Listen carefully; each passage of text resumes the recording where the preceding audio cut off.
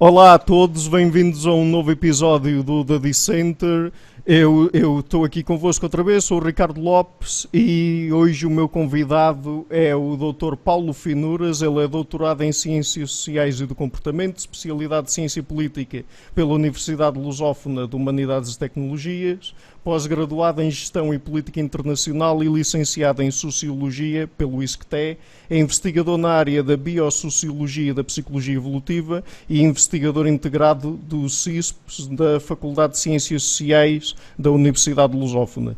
É também autor dos livros Gestão Intercultural, Humanos, Pessoas Iguais, Culturas Diferentes, O Dilema da Confiança, Valores Culturais e Desconfiança nas Instituições, Primatas Culturais, Evolução e Natureza Humana e, finalmente, um livro mais recente, do ano passado, intitulado Bioliderança. Portanto, Dr. Paulo, muito obrigado por ter aceito o convite, é um grande prazer tê-lo connosco aqui. Muito obrigado, eu também agradeço o convite. Atualmente estou a dar aulas também no ISG, esqueci-me de referir isso, mas é importante. Estou a dar aulas de comportamento organizacional. Sim. E é um prazer estar aqui. Já vi algumas das entrevistas que o Ricardo realizou com grandes nomes e sinto-me de facto muito honrado por estar no meio do painel de cientistas com essa dimensão. Aliás, praticamente quase todos já os li também, ou sigo também alguns deles, e por isso estou à disposição de colocar as perguntas que quiser. Claro, claro. Aliás, eu tenho tido muita sorte nas pessoas que tenho conseguido convencer a vir ao canal e realmente eu também decidi convidá-lo porque, quer dizer, temos esta questão, questões como a sociobiologia, como eu lhe costumo chamar, porque em inglês usam o termo sociobiology, e por isso a maior parte das coisas que eu leio é em inglês, portanto acaba por ficar na cabeça o termo, e também a psicologia evolutiva ou evolucionista, são dois grandes temas que eu tenho explorado no canal e realmente tem sido difícil arranjar portugueses que falassem desses assuntos e foi uma das principais razões pelas quais eu o convidei. E, quer dizer, Ricardo, desculpe interrompê-lo, mas a psicologia evolutiva é o novo nome que se dá à sociobiologia, por várias razões históricas, não é? No fundo, quer dizer, houve a sociobiologia que se criou por volta de meados dos anos 70 e depois a psicologia evolutiva como que derivou dela já no fim dos anos 80 e início dos anos 90. Sim, com o Lida Cosmides principalmente e o Barcal. Sim. Mas foi basicamente uma forma de arranjar um outro nome para uma disciplina que estava mal conotada, não é? Por várias razões, a maior parte delas por ignorância, mas enfim.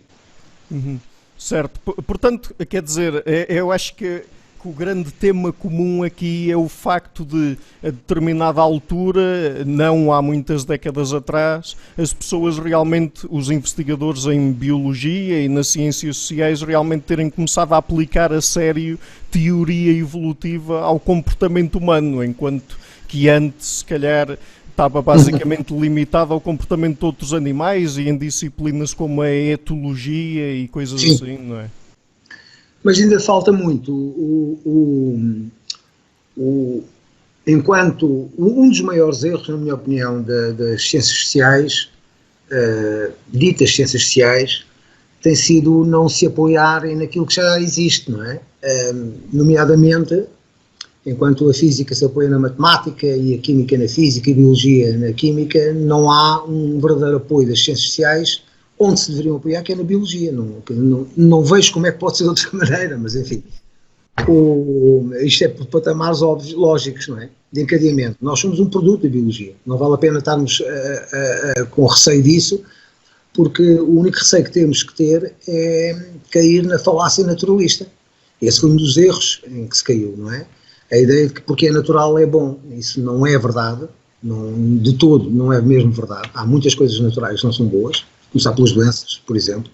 Pois, quer dizer, houve aquela fase inicial complicada logo a seguir ao Darwin, com pessoas como o Francis Galton e o Herbert Spencer, que realmente foram também os fundadores de movimentos como a eugenia e realmente isso deu uma má imagem à aplicação da teoria evolutiva ao comportamento humano, não é verdade? Porque foi basicamente influenciado pela falácia naturalista, não é? A evolução deu-nos um cérebro, como eu costumo dizer, mas não nos disse o que é que temos que pensar. Agora, o que é fundamental, e parece-me começa a ressurgir esse movimento, é de tentar apoiar as ciências sociais na biologia, compreendendo a biologia e o reflexo que ela tem no nosso comportamento. Não há nenhuma razão para não explicarmos a sociedade, por exemplo, de uma forma natural, como explicamos o átomo ou outra coisa qualquer. A ideia que se criou nos últimos, sei lá, 50 anos, talvez, sim, 50 anos, 60 anos, em que impera aquilo que a Lida chama o modelo padrão das ciências sociais, que... É aquilo que ela chama o Standard Social Science Model, não é? Esse modelo padrão, no fundo, criou uma ilusão politicamente agradável de que da tábua rasa, portanto, que somos todos iguais, a evolução por um pescoço, no nosso caso não nos toca em tudo, mas na cabeça, no computador orgânico não toca. E isso nós verificamos que não é verdade. Não é verdade. Quer dizer, isso acaba por criar muitas complicações para quem quer tentar explicar o comportamento humano unicamente com base em aspectos culturais, porque depois quer dizer, como é que se explica, por exemplo, que noutros animais nós consigamos aplicar a teoria evolutiva e demos bases biológicas ao seu comportamento e àquilo que nós podemos também chamar psicologia noutros animais, e a nós não. O que é que aconteceu ali para esse processo se ter interrompido de continuidade biológica, certo? E depois também é a questão de, quer dizer, também é muito difícil explicar nessa base só em termos de variabilidade intercultural ou transcultural, digamos assim, o facto de haver vários universais humanos, não é? Absolutamente. Eu não consigo perceber ainda porque é que se vê de uma forma incompatível e se mantém ainda o mito do inato e do adquirido. E isto é uma razão simples. Tudo sugere que nós estamos de uma forma inata preparados para adquirir cultura. E, portanto, a cultura é também uma resposta biológica e adaptativa. Que obviamente, como todos os fenómenos, quando nós analisamos um fenómeno numa perspectiva evolutiva, nós respondemos a 4 questões básicas. A função, para que é que existe? As causas e a origem, como é que surgiu? Depois, o mecanismo, como é que se processa, e depois como é que se desenvolveu. Isso são os 4 critérios do Nico Tinbergen. Exatamente, são as 4 perguntas. Respondendo a essas 4 perguntas, nós basicamente encontramos uma boa abordagem, uma boa aproximação para explicar qualquer fenómeno. As variações culturais, eu tenho feito isso desde há algum tempo, e o meu trabalho com a equipa do Offset Insight é nesse sentido. O que eu procurei foi achar que o facto de haver diferenças culturais não quer dizer que não exista uma natureza humana. As variações culturais são adaptações aos diferentes contextos e a resposta é que nós temos, por exemplo, na distância ao poder, que mede o grau de aceitação da desigualdade, nós temos uma associação positiva muito forte e não devido ao acaso, há muitos anos que se confirma, entre isso e a latitude. As culturas de maior latitude apresentam, em geral, um padrão de menor distância ao poder e as culturas mais próximas do Equador tendem a apresentar uma maior distância ao poder. É muito provável que isso resulte num processo adaptativo e de ajustamento da psicologia coligacionista de cada cultura em cada habitat, em cada ecossistema onde se fixou. E que depois, ou seja, mesmo dentro da variabilidade transcultural que nós encontramos, temos que ter também em conta as condições ecológicas, provavelmente, em que cada povo ou cada população humana se desenvolveu, porque pode acontecer que nós tenhamos um repertório, digamos assim, de comportamentos que evoluímos e depois, de acordo com as condições ecológicas, há uma tendência para preferirmos uns em relação ao outro. Sim, na verdade, na definição sociológica de valores que o Offset dá, faz todo sentido, quando ele refere que são preferências coletivas. Essas preferências coletivas, a meu ver, podem ser perfeitamente encaixadas no processo evolutivo. No fundo, é uma forma de diversidade cultural em resposta ao ambiente. Por exemplo, é provável que as culturas que se fixaram em latitudes maiores tenham enfrentado diversidades muito maiores também, em termos da natureza. E é provável que isso tenha conduzido a que a diferenciação dentro dos grupos e entre os grupos tivesse que ser mínima porque o obstáculo comum era a natureza. E, portanto, isso terá gerado uma menor aceitação das desigualdades porque tiveram que ser estabelecidas, sobretudo por conveniência adaptativa. Ao contrário, as sociedades que se fixaram em ambientes onde a natureza foi muito mais generosa, aliás, ainda hoje é muito mais generosa, o que se verificou foi que, não havendo um adversário comum, que era a natureza, provavelmente as pessoas procuraram, numa luta pelos recursos, criaram muito maior separação entre si e criaram sociedades que hoje têm distâncias ao poder muito mais altas do que as sociedades, por exemplo, do norte da Europa, não é? Portanto, eu vejo aqui uma total complementaridade, nem sequer uma complementaridade, é um processo evolutivo natural de adaptação coletiva, em que gerou diferentes preferências em função das necessidades, que eram também diferentes na resposta ao ambiente. Aliás, aquilo que está a dizer é até muito curioso, porque eu já entrevistei 2 vezes para o canal o Dr. Randy Thornhill, e na segunda vez tivemos uma entrevista até longa, de 1h e 40 minutos ou qualquer coisa assim, em que falámos da teoria dele do stress parasitário, basicamente como Sim. Em diferentes locais geográficos, com diferentes níveis de parasitas e diferentes probabilidades de ter contacto com esses parasitas e desenvolver infecções ou ser infectado por outras pessoas, realmente desenvolvem-se diferentes frequências de determinadas características da personalidade, e ele fala do modelo dos 5 fatores ou dos Big Five, não é? E, por exemplo, a certa altura na entrevista até falámos de uma hipótese que ele coloca num dos livros dele, que é o The Parasite Stress Theory of Values and Sociality, ou seja, a teoria do stress parasitário dos valores e da socialidade, em que ele refere o facto de como as pessoas do norte da Europa viviam em ambientes mais frios, o stress parasitário era menor, ou seja, estavam expostos a menos parasitas, a menos fontes de infecção, e, portanto, isso estaria por trás da evolução de uma maior frequência de pessoas com maior abertura à experiência, digamos assim, a referir-se a uma dessas características da personalidade, e isso até poderia ser uma das razões por trás do próprio desenvolvimento do iluminismo, primeiro nos países do norte da Europa. Dá-me um segundo. Sim, é 3 coisas só que eu não queria perder do que referiu. Claro. Por exemplo, há já um trabalho do Mark Schaller e da equipa dele de há uns anos atrás, que aliás serviu de base para um outro trabalho que eu gostava de falar, que eu já fiz nessa linha de investigação, em que ele mostrou claramente que a prevalência histórica, a prevalência patogénica do ponto de vista histórico dos últimos 200, 300 anos, está intimamente associada ao coletivismo. Isto é, em ambientes onde havia maior possibilidade de transmissão de doenças infecciosas, ele refere exatamente quais são, constata-se que os mecanismos de coletivistas são mais prevalentes em termos de valores como mecanismo de defesa.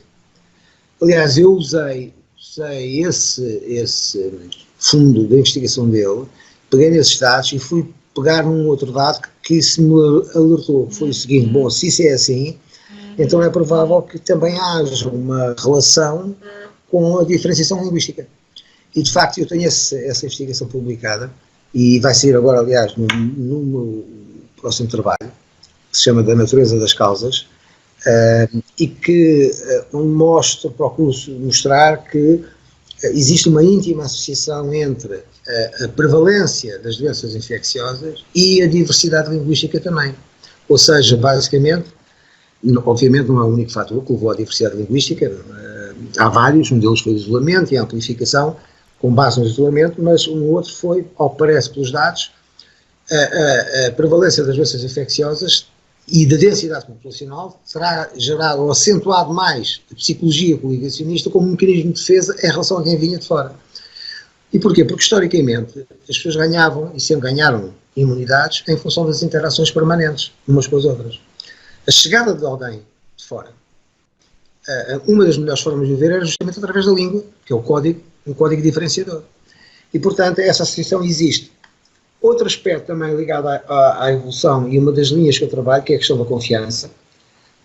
Por exemplo, a explicação nunca vi dada do porquê que os povos nórdicos normalmente têm índices de confiança social, que é a confiança em geral nos outros, muito altos, em comparação com os outros, basicamente, e na minha opinião, do ponto de vista evolutivo, tem uma explicação. E a explicação é que a base da confiança sempre foi a semelhança. E a semelhança, aliás, e há uma série de estudos que sugerem isso com muita clareza, inclusive um investigador de Glasgow que criou um programa de computador em que as pessoas manipulam uma imagem, e a imagem, quanto mais parece consigo, mais confiam na pessoa da imagem que aparece. Isto terá a ver com as reminiscências, se é parecido connosco, pertence ao nosso grupo, e portanto estamos mais seguros. E aí, claramente, o que acontece é que os povos escandinavos, obviamente, do ponto de vista evolutivo e à escala evolutiva, continuam a ser ainda muito mais parecidos e mais semelhantes entre si, e portanto é natural que se sintam mais seguros entre si e tendam a confiar mais nos outros em geral. E portanto, mais uma vez, a evolução a funcionar, quer dizer, não há volta a dar a isto, quer dizer, nem há que dar a volta a isto, não há nenhuma razão, como o Boyer diz, para não encontrarmos explicações naturais para tudo, para a sociedade e para os comportamentos sociais. Portanto, temos é que os procurar.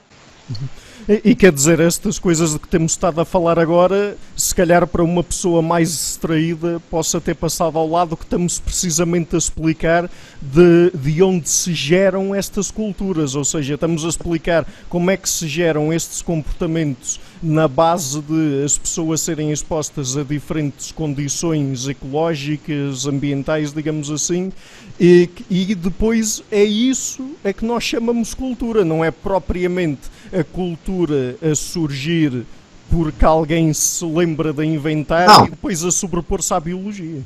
Não é nenhuma. Ela é uma continuidade, no fundo, da biologia. É uma resposta. O que acontece é que há uma série de temas em relação a isto que são relativamente tabu porque não se pode tocar. É politicamente incorreto falar-se disso, não é? Eu já sofri críticas, algumas coisas que escrevi. Lembro-me de uma delas que era por causa da questão da diferenciação entre homens e mulheres na liderança e nos ganhos, no rendimento, que advém disso. E, mais uma vez, como o modelo padrão tende a imperar, não é? E politicamente correto é dizer que é sempre tudo igual, as críticas são de facto uma violência incrível. O que mostra que as pessoas, com quem tenho apercebido, mesmo muitos colegas meus, infelizmente, muitos colegas meus nesta área, não percebem que enquanto não houver uma adesão ao paradigma evolutivo, já nem me refiro especificamente sequer à biologia, ao paradigma evolutivo, à teoria da evolução, sociologia, ciências políticas, história, economia, etc. Enquanto a economia não percebeu o que é a bioeconomia, a economia lê o código da natureza e nós seguimos isso. Quer dizer, as ciências sociais continuam a ser uma espécie de uma constelação de escolas, de ideias, de pensamentos, mas não passa disso. Pensa a sociologia. O que é que a sociologia explica? O que é que a sociologia explica?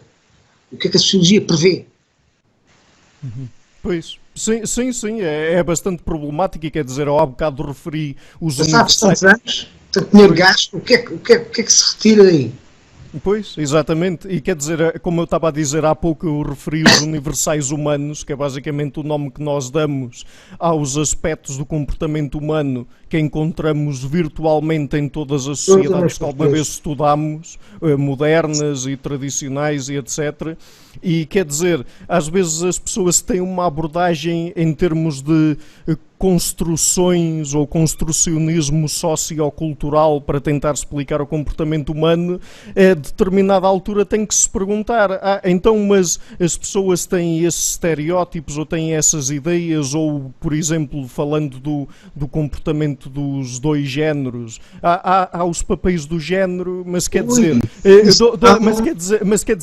de onde é que isso vem? Porque depois também se torna um bocado difícil explicar, sem pelo menos recorrer em parte à biologia, porque é que há comportamentos padrão, digamos assim, em homens e mulheres ao redor do globo. Eu vou dar um exemplo a propósito disso. Aliás, é uma das coisas que eu faço na formação que dou mesmo nas empresas. A minha ideia é levar aquilo que a ciência sabe, que nós investigamos, e levar para a gestão, outra coisa que a gestão não sabe, e podia aplicar e perceber, ou pelo menos tentar perceber o que é que está por trás. Essa questão da liderança, de repartição dos géneros, dos cargos de liderança, está sempre implícito,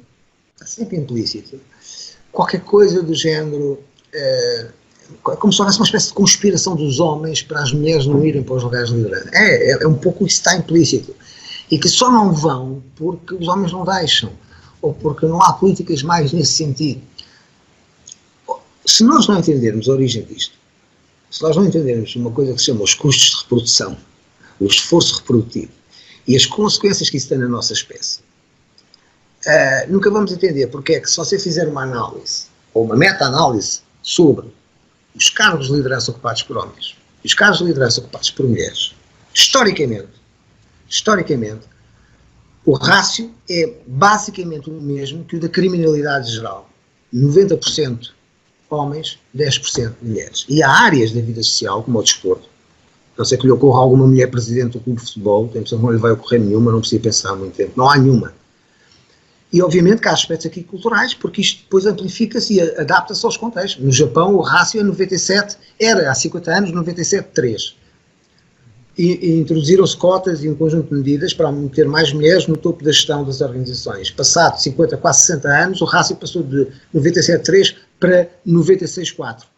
Considerando uma probabilidade de erro disto, digamos que basicamente está na mesma, não é? Não é que isto não tenha solução. Agora, só tem solução se nós percebemos o que é que está por trás.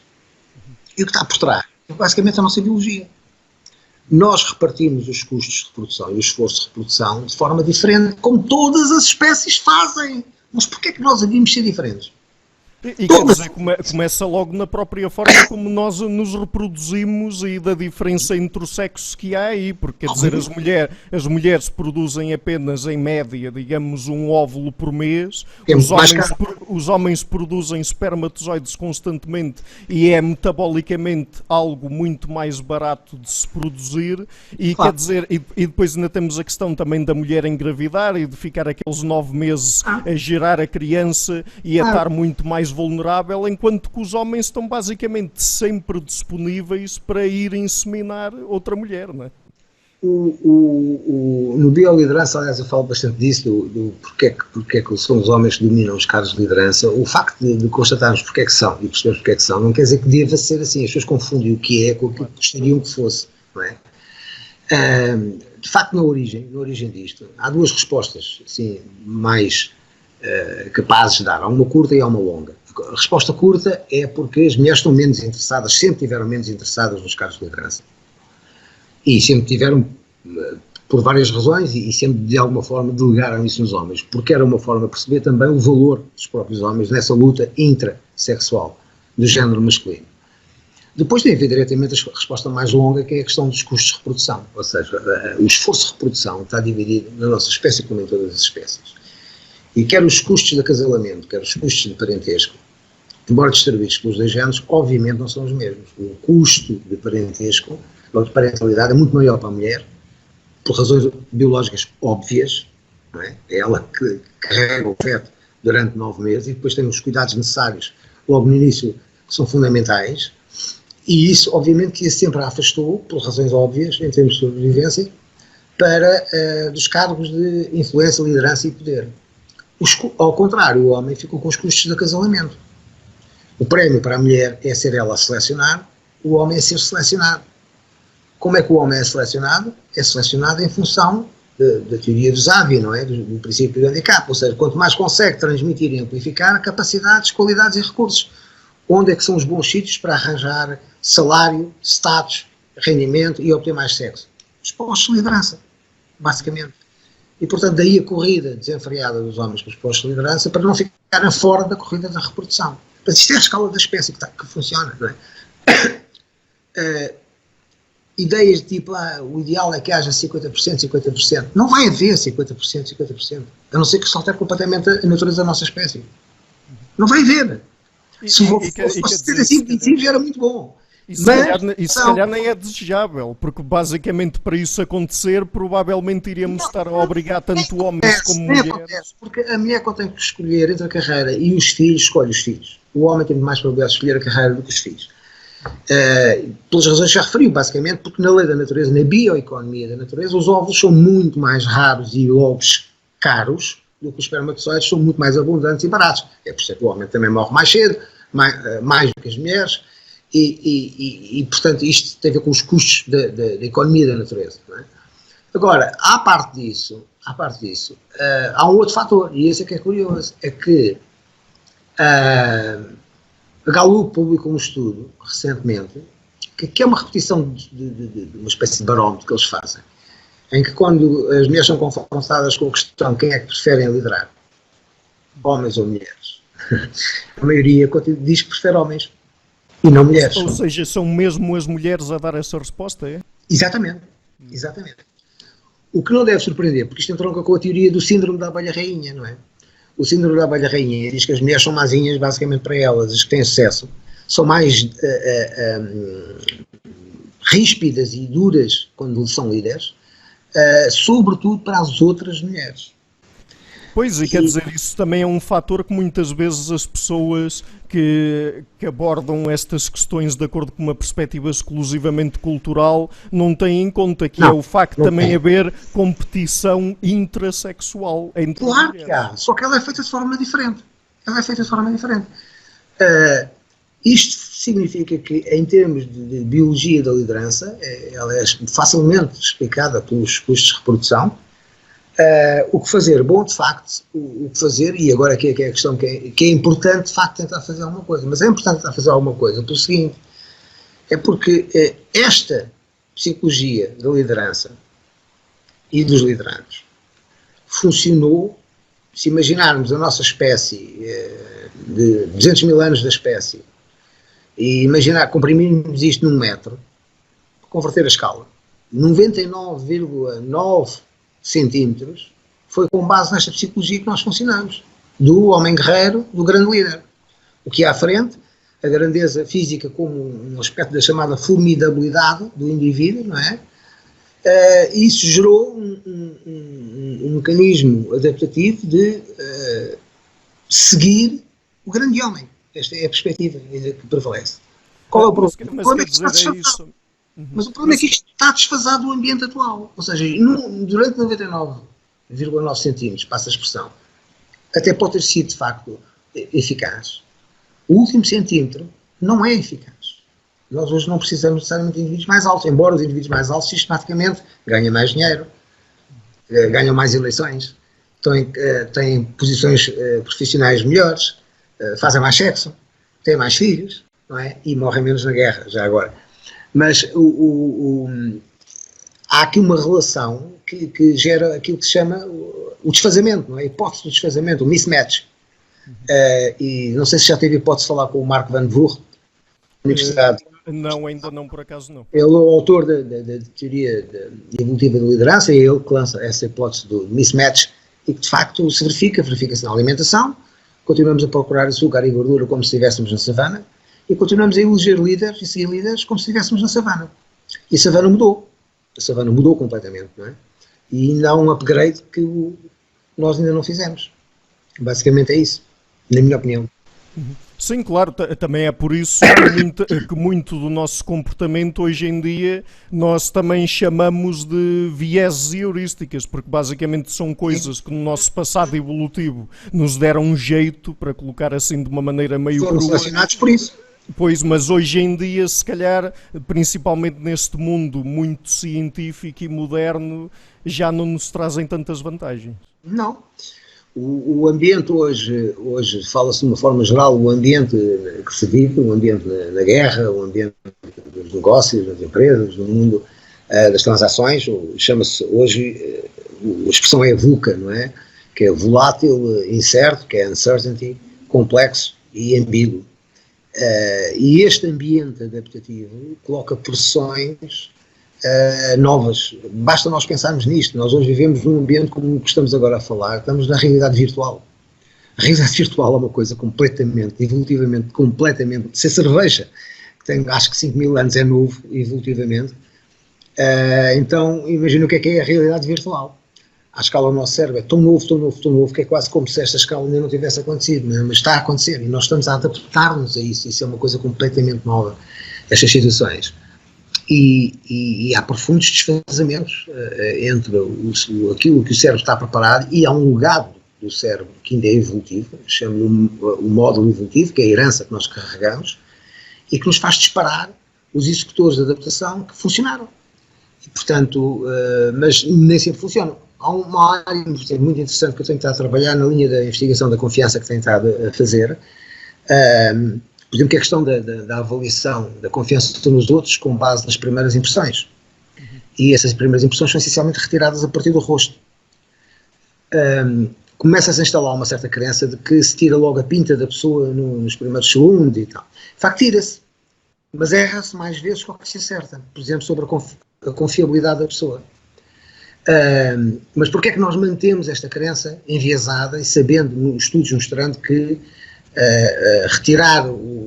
definir se confiamos ou não em alguém só pelo rosto, ou se alguém é um bom líder, se é competente ou não é, só pelo rosto gera mais erros do que acertos. Bom, porque agora, fazendo uma outra escala, imagina que nós, os 200 mil anos, não é numa reta de 1 metro, mas é em 24 horas. Durante 23 horas e 55 minutos, nós vivemos sempre em sociedades de pequeníssima escala. Bandos, clãs, no máximo tribos. Mas, de uma forma geral, durante as 23 horas e 55 minutos, ou seja, até há 5 mil anos atrás, não havia sociedades de grande escala.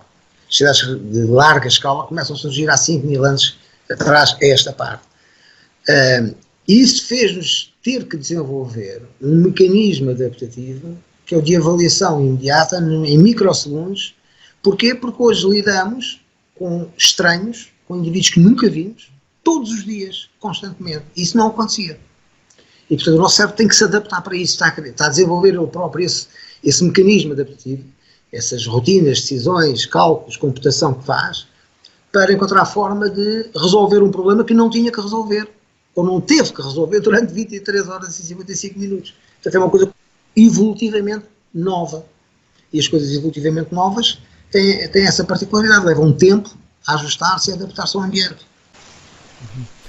Pois, deixa-me só voltar um bocadinho atrás, porque há pouco referiu o facto de, pronto, aquilo que chama de bioliderança, digamos assim, e o facto das pessoas tenderem a preferir ter homens como líderes ou figuras na liderança política e etc., nas empresas, porque é assim, se calhar é importante esclarecer este ponto, porque quando se fala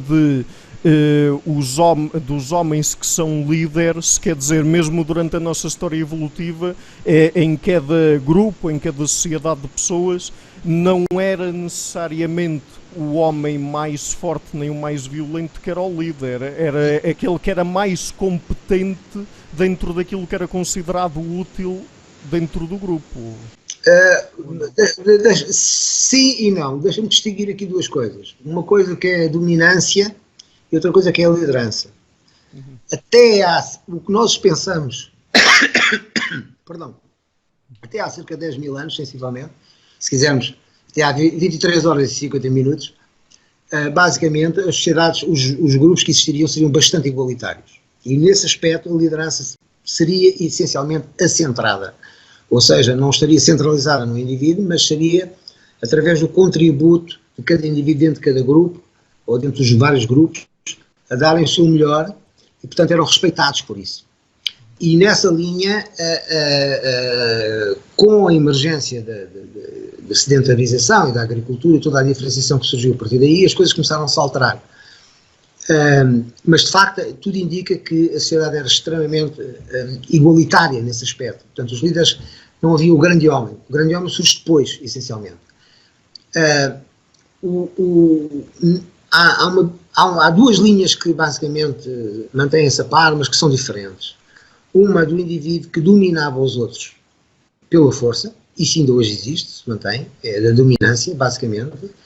Na verdade, aí não podemos falar numa liderança, podemos falar num domínio pelo poder, pelo exercício do poder e da força.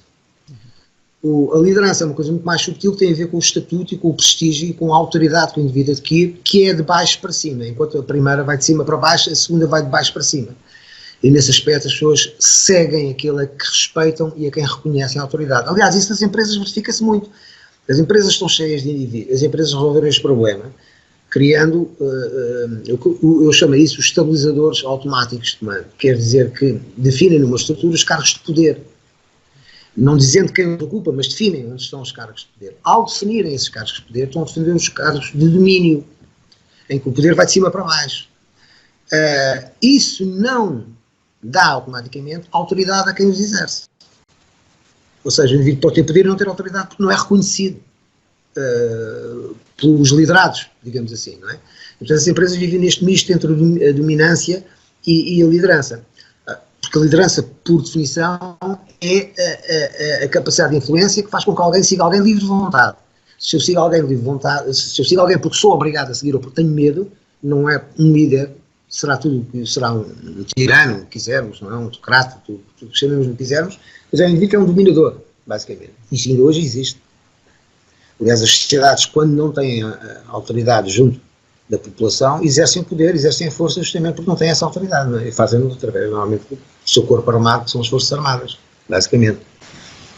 Está-se a referir, se calhar, a países como a Coreia do Norte e qualquer país, qualquer país, isto é humano, portanto, qualquer país, os senhores da guerra, nas suas várias formas, e o domínio pela força, continua a ser uma característica. Aliás, quando começamos a estudar a questão da democracia, verifica-se isso, não é? A democracia, é evidente que a democracia não é um Estado binário, não é? Alguns dizem que, já ouvi uma vez a senhora que acho que era presidente de um país, uma discussão, de facto ela toda convicta que o país não podia ser mais ou menos democrático, porque a democracia é como a gravidez, ou se estava ou não se estava. Não é assim, não é assim. A democracia é um espectro, há vários, na verdade estamos a falar de anocracias ou poliarquias, como alguns autores, alguns cientistas políticos chamam, e com razão. Há vários graus dentro da democracia, não é? Há desde as democracias plenas, com quase todos os requisitos que se verificam, até às democracias que se estão a iniciar. Se nós olharmos sobre várias perspectivas, não podemos dizer claramente que a maioria das sociedades humanas são democráticas, não são. E se olharmos então para as que são plenamente democráticas, parcialmente democráticas e não democráticas, ou democráticas com falhas, então as totalmente democráticas é cerca de 1/3. E isto deriva da nossa propensão de primatas. Porque a nossa propensão de primatas é que nos leva a construir hierarquias, que é, aliás, a natureza farta-se de o fazer, em que construímos hierarquias, só construímos hierarquias com especificidades próprias do nosso cérebro e do nosso tipo de natureza. Mas não é linear que, por exemplo, a maior parte dos países sejam democráticos. Caminhamos para lá, mas não é o ponto de partida. Pelo menos desde há 10 anos esta parte não é o ponto de partida. Poderá ser o ponto de chegada, mas não é o ponto de partida. Isso é sintomático da nossa natureza. Primatas. Basta, aliás, vou-lhe dar outro exemplo. A questão do seguir a maioria, não é? Que é uma das características da democracia, não é? Independentemente de deverem respeitar as minorias, obviamente, mas é uma característica das democracias. Ganha quem tem mais votos, não é? O ceder à maioria nem sequer é um exclusivo humano. Aliás, como a liderança não é um exclusivo humano. Encontramos a liderança em espécies, desde insetos a outros primatas e mamíferos, de várias formas. Em algumas formas mais no feminino do que no masculino. No caso dos elefantes, por exemplo, são as fêmeas que comandam, e não só. Mas não é a maioria também. Sim, de qualquer maneira, estávamos a falar de bioliderança e eu há bocado já estava para trazer outro aspecto para esta discussão que ainda não falámos aqui, que é o facto de recentemente terem saído vários estudos que referem aquilo a que chamam o paradoxo de género ou o paradoxo da igualdade de género, em que realmente é interessante verificar, e chamam-lhe paradoxo precisamente porque vai contra aquilo que seriam as intuições das pessoas, digamos assim, que em sociedades como, por exemplo, os países escandinavos, em que há uma maior igualdade de género culturalmente e socialmente estabelecida, realmente os homens e as mulheres tendem a ser ainda mais diferentes ou a extremar as suas diferenças no que toca a ocupações, a cursos superiores que escolhem seguir e até mesmo há algumas características da personalidade. Portanto, este aspecto também é muito difícil de perceber se não se incluir a biologia na discussão. Sim. Porque querer transformar, eu não estou por dentro desse estudo especificamente, mas querer omitir esta bioclasse, digamos assim, para mim não faz muito sentido. Quer dizer, podemos querer fazê-lo como gostamos de nos iludir às vezes com uma série de coisas, é uma característica humana, não é? Gostamos de mentir a nós próprios, até para convencer melhor os outros. Mas à parte disso, gostamos de mentir a nós próprios para acreditar numa série de coisas que geram alguma consistência, digamos assim, cognitiva e algumas ilusões. Mas muitas delas são ilusões, eu chamo isso de psicotreta, não é? Há muita coisa que é psicotreta. De de facto, as pessoas querem acreditar porque dá mais jeito de acreditar, não é? Que somos todos igualmente inteligentes, que somos todos iguais, que não há diferenciação, a cultura é que faz o resto, não é? Porque assim encontramos um alibi para explicar as diferenças, não é? E, portanto, como diz o Kanazawa, portanto, a biologia, a evolução atuou em todo o nosso corpo, quando chegou à cabeça parou, e, portanto, é a cultura que faz tudo. Não é verdade, aliás, os estudos sobre os gêmeos tocam, põem o dedo e mostram-lhes claramente que não, que gêmeos idênticos criados em ambientes muito diferentes acabam por ter as mesmas preferências, os mesmos gostos, até politicamente votam da mesma forma, não é? Curiosamente. Isso agora está a referir-se a achados da genética comportamental, não é? Em que usam gêmeos verdadeiros e gêmeos falsos separados à nascença, idealmente criados em famílias diferentes. Mas no caso da bioliderança, por exemplo, uma universidade da Inglaterra fez um estudo muito bom, eu tenho isso publicado no meu livro da bioliderança, sobre a questão do gene RS4950. O que eles basicamente dizem, mas cá está, as coisas têm que ser com muita atenção, e o que acontece é que muitas pessoas têm o chamado efeito, agora não ocorre o nome, quer dizer, os que sabem menos sobre as coisas acham que sabem mais do que aqueles que estudam as coisas e trabalham nas coisas, não é? Portanto, tiram conclusões apressadas, não é? É como o indivíduo que leu... É o efeito Dunning-Kruger, não é? Exato. É como o indivíduo que diz que fez um curso de leitura rápida de Rússia e depois leu Guerra e Paz e quando perguntavam o que é que trata, ele diz mete a Rússia, não é? É só o que sabe é que mete a Rússia. Mas, por exemplo, essa descoberta, o que diz é o seguinte, diz que 20% dos comportamentos de propensão para a liderança são geneticamente explicáveis. Nós já sabíamos, aliás, por vários estudos, que em situações não estruturadas aparece alguém a querer influenciar a situação ao fim de 25 segundos. É o tempo necessário. Ou seja, você não define, há uma situação de grupo que não está estruturada, não define quem é o líder, mas não é preciso mais do que 30 segundos para aparecer alguém que procura influenciar os outros. Ter um diferencial, persuasão, influência sobre os outros. O que esse gene diz é que, e nós aliás ficamos na política com tantos filhos que seguem os caminhos dos pais em tantas situações, não é? O que esse gene nos diz é que há pessoas que efetivamente têm mais propensão para querer influenciar os outros. Contudo, nada nos diz, e essa é que é a questão importante, sobre a eficácia dessas pessoas como líderes. Quer dizer, aliás, dizem que temos de ter cuidado, porque os indivíduos podem ter mais propensão para liderar, podem ser tudo menos bons líderes, no sentido de defender os interesses do grupo. E, portanto, agora não vamos negar que a genética entra na equação. Aliás, quanto mais avançarmos nisto, mais vamos descobrir que ela entra em muitas mais situações que o que nós julgávamos. É como é, não é? Independentemente de como eu gostaria que fosse, é como é. Portanto, eu, se conhecer a natureza, tenho mais hipótese de atuar sobre ela do que se não a conhecer, do que se estiver a negá-la. E o que nós temos feito nos últimos 50 anos com as ciências sociais é negar a natureza humana. É dizer assim, não, isso não há natureza humana. Há uma arquitetura que faz parte da natureza humana. E os universais humanos provam isso. Não é? Pois, e quer dizer, se calhar nós também temos tendência a ter esta crença na capacidade da cultura de malear completamente e indefinidamente o nosso comportamento, porque se calhar para nós seria mais fácil se as coisas realmente fossem assim, de hoje para amanhã criávamos uma sociedade. Eu não percebo porque é que se retira determinismo disto. Os genes não se expressam no vazio. Os genes expressam-se num determinado ambiente. Se eu tiver genes para engordar, mas tiver um sítio onde passo fome, eu vou ser magro. Não é? Se eu tiver genes para ser magro, se me alimentar profundamente mal, sei lá, 6.000 calorias por dia, mesmo tendo genes para ser magro, vou ser muito mais gordo que o indivíduo que tem genes para ser gordo, mas que nasce num país desgraçado onde não tem alimentação como deve ser, nem a alimentação tem. Portanto, os genes expressam-se num contexto. Obviamente, o que temos de ter em conta é as duas variáveis. A variável a montante e a jusante, juntar as duas e perceber o comportamento com base nisso. Não estar a negar uma pensando que a plasticidade explica tudo. Não, a plasticidade existe, mas tem limites. E esses limites nós começamos agora a conhecer.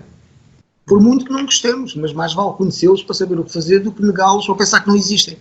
Essa que é uma ilusão que, na minha opinião, tem gerado muitos equívocos e tem feito com que as ciências sociais, não é, no fundo, tenham muito pouco de científico, em alguns casos.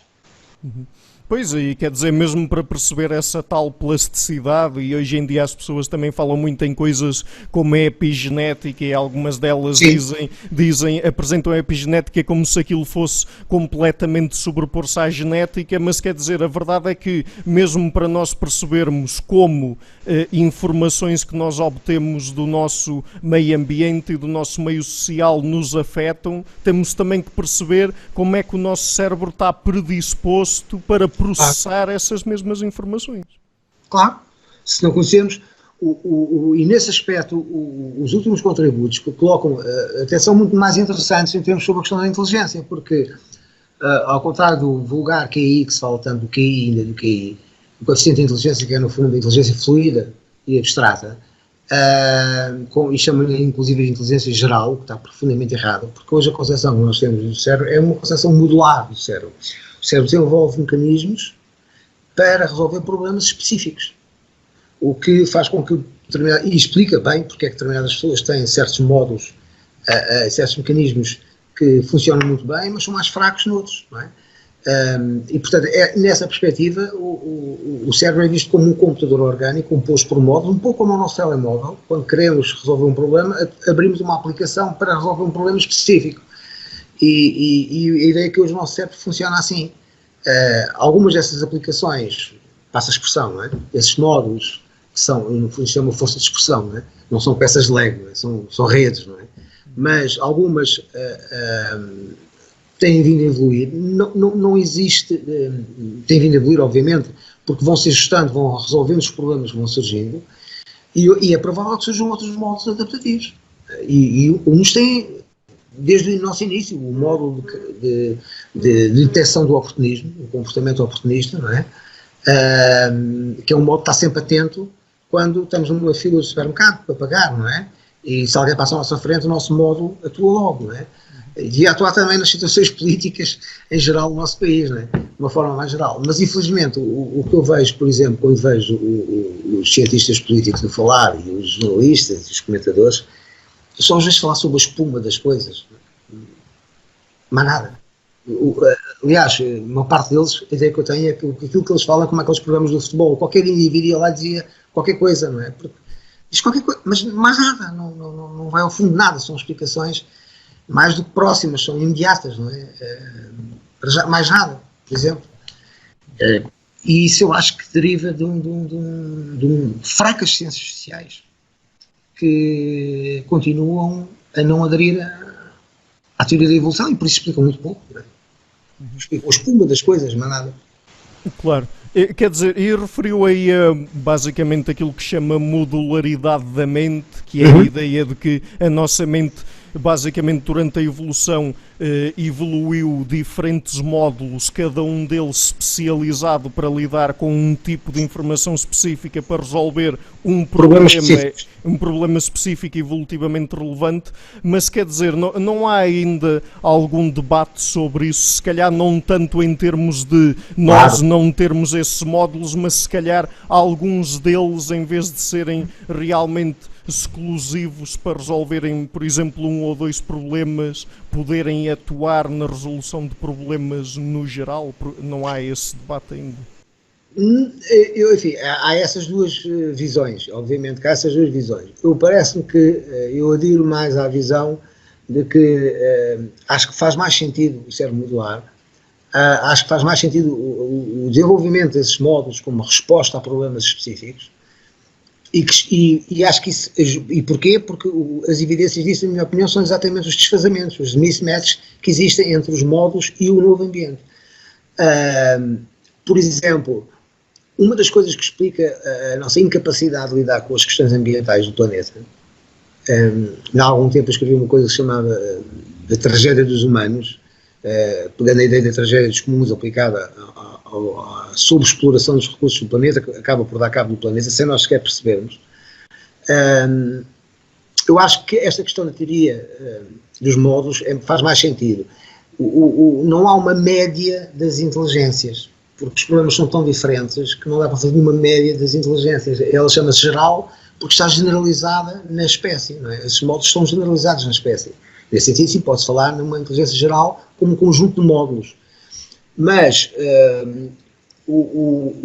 por exemplo, nós, voltando à questão dos problemas do ambiente e do nosso cérebro modular, o nosso cérebro, neste processo longo, foi sempre um computador focalizado em computar respostas para o que está a acontecer. Não para o que está a acontecer ou para o que aconteceu, mas sobretudo para o que está a acontecer, na iminência de acontecer. E não para aquilo que, ao longo, vai acontecer. Portanto, é como se nós ainda não fôssemos capazes de perceber daqui a 40 ou 50 anos o impacto, porque não é já. E como nós vivemos durante a maior parte do tempo a fugir de predadores, a encontrar recursos imediatos, e que aliás explicam, por exemplo, a questão da aversão à perda, não é? Que todos temos, em todas as culturas, faz com que seja mais difícil ainda, conseguirmos ver as coisas a 30, 40 anos. Nesse aspecto, curiosamente, eu acho que há algumas culturas, entendidas como alguns softwares mentais, que têm algumas vantagens cognitivas em relação a outros. Por desenvolvimentos históricos. Estou-me a referir, nomeadamente, aos chineses, Hong Kong, Japão, todos os povos fenómenos do Sudeste Asiático, porque a influência Confúcio aí pode tê-los ajudado a ver as coisas como eles as veem a longo prazo, na base da harmonia e do equilíbrio. E acho que em relação a nós, vamos ver o que é que irá acontecer, não estarei cá seguramente daqui a 50 anos, mas não me surpreende que aquilo que agora se fala de que a China está a emergir, a China não está a emergir coisa nenhuma, a China está a voltar a ser o que era. Não é? A China tem um soluço de 200 anos, e nós pensamos nestes 200 anos, a China era uma coisa que, a China tem uma civilização fantástica, não é? E os asiáticos, de uma forma geral, os povos confucianos, e nesse aspecto eu acho que eles têm uma vantagem em termos de modularmente, eles veem mais facilmente o longo prazo, pensam a 50, 100 anos, e nós temos muita dificuldade, nós na Europa e o resto do mundo de uma forma geral. Isso é muito interessante e explicaria essa questão dos chineses terem esse modo de pensar ou de ver as coisas diferente com base numa abordagem cultural ou, por exemplo, com base, por exemplo, no facto de eles terem sido colocados sobre pressões seletivas da parte pelo facto de terem constituído sociedades de uma determinada forma e depois essas pressões seletivas terem favorecido pessoas que se calhar tinham predisposição genética para pensar o mundo dessa maneira. Eu estou a perguntar também porque agora veio-me à cabeça aquela explicação que alguns académicos têm para o facto de, por exemplo, os judeus Ashkenazi, que são os judeus de origem europeia, terem o QI mais alto do mundo, que realmente eles, como foram ostracizados na Europa durante séculos, eles acabaram por se especializar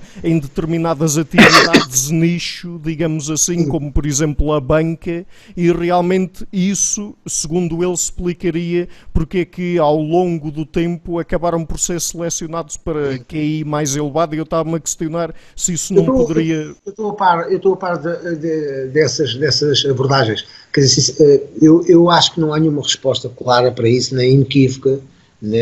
Há evidências que apontam nesse sentido, há evidências que não apontam, portanto. Agora, claramente que aqui o aspecto cultural, da evolução cultural, da coevolução, gene-ambiente, gene-cultura, poderá, eventualmente, diremos a descobrir algumas coisas interessantes. Há também abordagens que mostram, o Minkov, uns homens falam nisso, uns cientistas falam nisso, e outros que procuram mostrar, por exemplo, como é que, no caso do QI, do raciocínio abstrato, estamos a falar da inteligência fluida, um módulo específico, ter resultados em média mais altos, por exemplo, na China, Hong Kong e por aí, poderá estar ligado à cultura do arroz. Ou seja, a própria cultura do arroz ter obrigado ao desenvolvimento do raciocínio abstrato para o cálculo para vários cálculos, incluindo para a estocagem face a problemas de natureza. E, portanto, mais uma vez aí encontramos aqui a resposta à natureza. No fundo é a natureza a responder ela própria, porque nós nunca saímos da natureza. O que acontece é que há uma ilusão que se retirou o homem da natureza e, portanto, nós temos que voltar a colocá-lo no meio da natureza, senão não entendemos o comportamento humano. Isso para mim faz algum sentido, como aliás nós sabemos que a questão do leite, não é, da tolerância à lactose, onde é que se desenvolveu a nossa capacidade de tolerância à lactose, foi onde a pastorícia se desenvolveu em primeiro lugar, e portanto fazia sentido que aproveitar os animais para integrar a nossa dieta, não é? há muitos sítios, há pessoas que pensam que inclusive a intolerância à lactose é uma doença, quer dizer, não é nenhuma doença, não é? Em muitos sítios, normal mesmo é ser intolerante, porque historicamente nunca houve pastorícia nem produção de leite nesses sítios, não é? Mas pronto, mais uma vez é a questão, mesmo em relação aos judeus ou outros povos, acho que nós não temos evidências inequívocas para dizer que isto gerou isto. São hipóteses, eu diria que são hipóteses em aberto e que vamos confirmando em função dos estudos, porque hoje as neurociências deram um salto fantástico, e um contributo fantástico nisto, justamente para que as ciências sociais se fundem cada vez mais na biologia. E as neurociências estão a contribuir, na minha opinião, para isso de uma forma absolutamente avassaladora, não é? Pronto, Dr. Paulo, nós já gravámos quase 1 hora, para não lhe roubar muito mais tempo, vou só fazer uma última pergunta. Anteriormente na conversa, a determinada altura, referiu o facto de realmente ser importante nós percebermos como a nossa biologia funciona e quais são as bases biológicas do nosso comportamento, se realmente quisermos abordar questões sociais de uma forma séria. E pegando agora outra vez na questão da bioliderança e de se calhar a maior parte das pessoas preferir homens como líderes e em comparação entre os sexos haver se calhar muito mais homens do que mulheres que preferem ter cargos de liderança políticos nas empresas e etc. Como é que acha que seria realmente a maneira mais correta ou a melhor perspectiva para ter desse assunto? Será que devíamos ver como um problema haver essa discrepância e que nós se calhar podíamos envolver abordagens biológicas para o tentar resolver, ou não ver sequer como um problema e simplesmente tentar perceber se há situações em que realmente há discriminação ou sexismo ou qualquer coisa do género? Eu diria que a longo prazo nós temos que ver a biologia como um aliado da própria política. E eu vou-lhe dar um exemplo. Eu acredito que em várias situações a discriminação positiva faz sentido. Que era uma coisa que eu há 30 anos, se calhar, fugia disso e era totalmente contra. Hoje acho que faz todo o sentido em muitas situações. Porque é de facto a única forma de conseguir alterar um pouco a tendência, uma tendência que vem de trás e que levará muito tempo a passar. Como levará muito tempo a nós percebermos que não é só os homens que são melhores líderes, e ainda por cima os mais altos não são, de facto. Agora, vai levar tempo, e como o nosso cérebro tende a funcionar por defeito, isto é, por a cautela, mantém ativo aquilo que selecionou e que funcionou a maior parte do tempo, e não se altera assim em 5 anos, nem 10 anos, isto será sempre intergeracional, se é que não levará centenas, se não alguns milhares de anos. Agora, cabe-nos a nós, voltando ao princípio do que eu disse, a evolução deu-nos um cérebro, nós só temos que saber como é que ele funciona, as armadilhas em que nós próprios caímos, para saber como é que o utilizamos, porque não nos diz o que é que temos que pensar. E, portanto, nós hoje estamos em situações em que temos uma série de evidências que as mulheres fazem imensa falta nos cargos de topo. As empresas com mais mulheres nos cargos de topo têm muito melhores resultados a todos os níveis, precisamos muito mais mulheres nos cargos de liderança, assim elas também queiram. E já agora quais são... Não é tão linear assim. Isso é que já não é tão linear assim. E já agora, quais é que são as principais razões que explicam o porquê de, em empresas que têm mais mulheres nos cargos de liderança, elas funcionarem melhor, digamos assim? O que alguns autores dizem, e também há contestação disso, noto, mas o que alguns autores dizem é que, um pouco a brincar e um pouco a sério, é como se nós homens temos mais ainda um resto de cérebro de chimpanzé e as mulheres têm mais um resto de cérebro de bonobo. E, portanto, nesse aspecto elas têm um conjunto de competências e de sensibilidades que fazem falta na gestão de topo. Por exemplo, a questão da empatia. Parece que as mulheres tendem a mantê-la, enquanto os homens, à medida que aumentam o poder, tendem a perder essa capacidade de empatia, não é? E até há uns estudos muito interessantes sobre isso, sobre como é que, por exemplo, condutores de carros, quanto mais estatuto tem o carro e mais poder pressupõe do indivíduo que o estatuto e a riqueza que o conduz param menos na passadeira, dão menos prioridade aos peões, dá a ideia que quanto aumenta o poder diminui essa capacidade de empatia. E ao que parece as mulheres mantêm um conjunto de capacidades e têm um conjunto de capacidades mais desenvolvidos por questões obviamente evolutivas, nomeadamente controle das redes e de comunicação do que os homens. Aliás, há coisas que nós sabemos.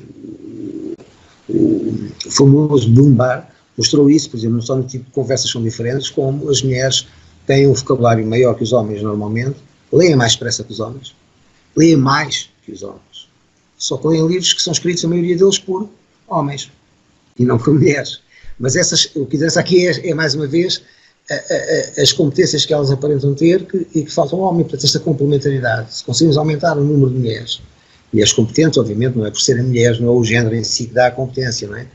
Mas que tragam estas competências evolutivas para a gestão, as empresas parece que apresentam melhores resultados, resultados operacionais, resultados de rentabilidade, resultados de consistência e durabilidade das empresas, é o que os números parecem mostrar. Portanto, tem a ver, se calhar, com competências em termos de criar melhores ambientes de interação social e assim?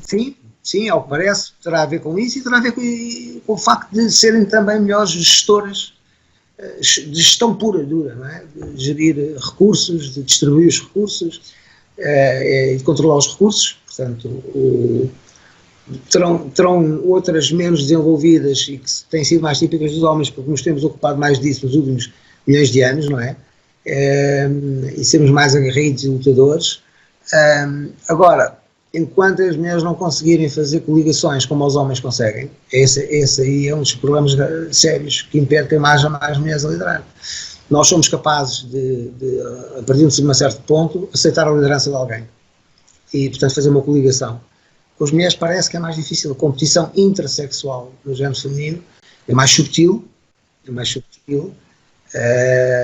parece ser mais feroz entre as próprias mulheres, não é? E, portanto, isto é um aspecto que as mulheres têm que ver e que nós temos que pensar para saber como é que podemos lidar com essa situação, porque precisamos de mais mulheres. Neste novo ambiente precisamos claramente mais mulheres do que homens a liderar. É a minha opinião, claro. Muito bem, portanto vamos terminar a entrevista aqui, Dr. Paulo. Antes de irmos, eu vou deixar na descrição da entrevista links para os seus livros e para a sua página na universidade. Gostava de fazer referência a qualquer outra fonte na internet para as pessoas terem acesso ao seu trabalho? Sim, acho que há um artigo que é capaz de interessar algumas pessoas, que essa questão que eu chamei a hipótese de imunidade de grupo. E a hipótese de imunidade de grupo está nessa investigação que está publicada no site, quer no ResearchGate, quer no Academia, e vai sair neste próximo livro, que é a relação entre a prevalência das doenças patogénicas, infecciosas, e a diversidade linguística dos grupos, que, na minha opinião, um dos aspectos terá a ver com a hipótese da imunidade de grupo, ou seja, a diferenciação linguística como uma forma de imunidade, de proteção imunitária dos grupos.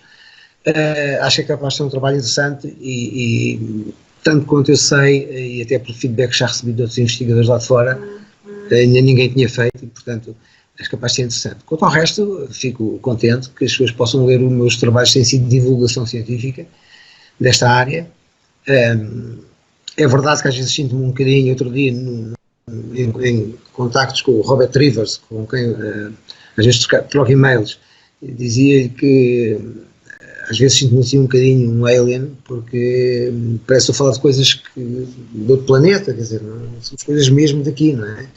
Exato. E gostava que houvesse mais colegas a perceber a teoria da evolução e para irmos mais longe na explicação do comportamento e de como é que podíamos usar este conhecimento para melhorar a sociedade, enquanto cá estivermos, claro.